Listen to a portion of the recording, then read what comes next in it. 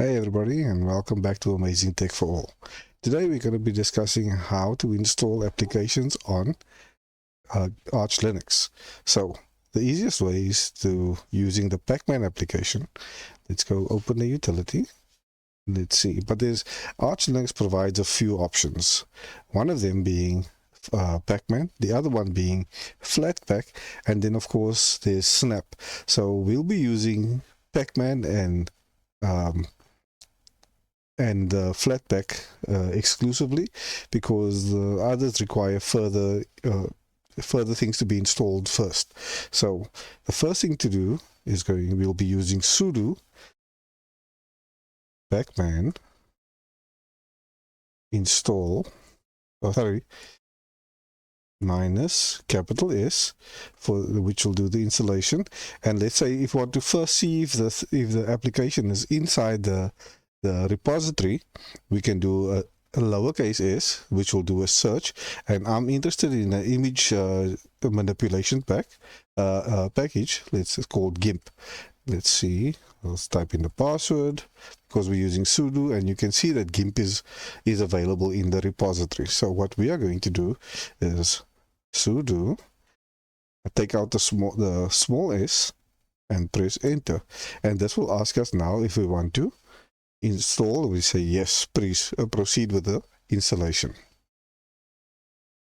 All right, so now once this pulls the files from the repository and does the installation, we can now go and take a look to see if GIMP is available. GIMP, there we go, it is now there. It's available, and it's a very, very useful application, and generally does a good job at doing all the stuff that you need, similar to Photoshop. Right, this is one of my favorite applications if I'm going to be doing image editing. Usually if I want to do a selection of something, if I don't have access to things like Canva, this is where I would be doing my editing, my image manipulation. The next application that I use a lot is OBS Studio. So OBS Studio is what I'm currently recording this video with. So I will show you quickly what it looks like. This is OBS Studio that I'm using on my other screen in order to move to do the video. There we go. Because I'm doing it on the same screen, you can see that it's we just move it away. Let's move it back to where it belongs, and we'll so yes, OBS Studio. So in order to do installations of additional applications, we're going to use the Discover application. This comes with Flatpak, and this will give us an opportunity to search for something like OBS, which will give us OBS Studio. And from here we click on the OBS Studio button, and we can click on the install from Flatpak. Okay, here you will see the task that is being executed.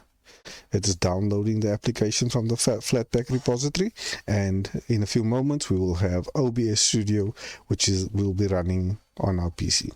Then the next application we'll see, once this is complete, will be an application that I use quite extensively and been using for many years, which is a video editor called Kdenlive. Okay, we're still waiting for OBS Studio to finish installing. We will start it up so we can have an idea. Now, with this virtual machine, I did not add a video source or a microphone or audio source, so within this VM we won't be able to use it for video editing, or rather for streaming and for recording desktops, which is currently what I'm using. But we'll be using this is just for demonstration purposes. Right, so let's see how far this is. So it's 92% it claims to be, as you can see at the bottom left over here. It's taking a little longer than I was hoping for, but okay. That's part of the installation process for a variety of utilities out there. Okay.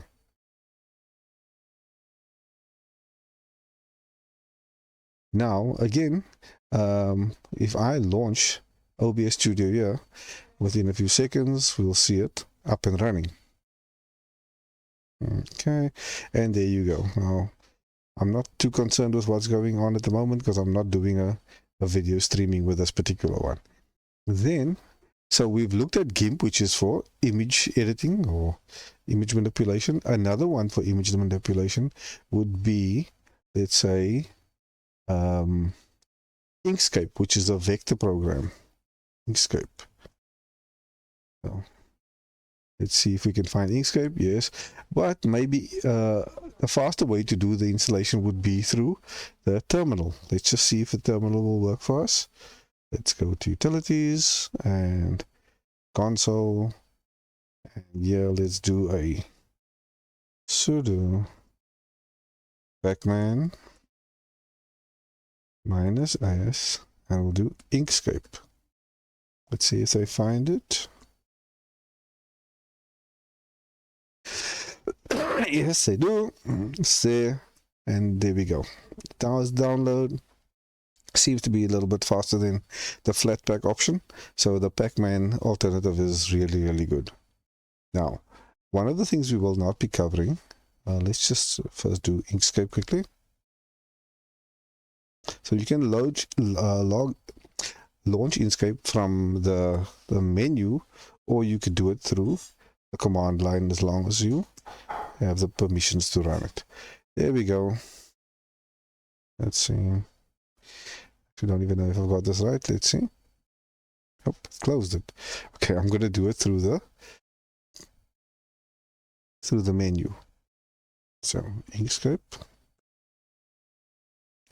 There we go. Let's see. Much better. Oh, I didn't see this button at the bottom here. Can I drag this? Hope so. I can't seem to. There's something not happy here. Not able to. And that's fine. And there we go. We've got Inkscape open. Perfect. For anybody who wants to do a tutorial on Inkscape or wants to learn about Inkscape, I'm going to be coming up with some how-tos on Inkscape in the future. The same will go for GIMP, and the same will go for OBS Studio. Then, as a creator, you would want to do video editing. Let's do that also on the terminal. Let's see here if we can do this. And we're going to do pacman again, but this time we'll do it with Kdenlive. Yes.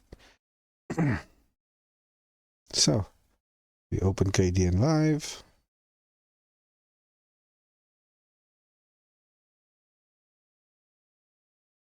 Wonderful. This is one of my favorite programs. Here is the area that you would drop all your assets in, they would refer to, or videos, and then this is the timeline where you would drag your videos and your images and your audio into, and then this is the play area where you would find the app that the video will then play the full sequence as they follow through here. So Kdenlive is wonderful for streaming, and then of course once your project is ready and you're happy with it, you click on project and you go render, and then it will render it to a file. You'll give it a file name. I generally keep it at this one for high quality for the web, and that's how I make my YouTube videos.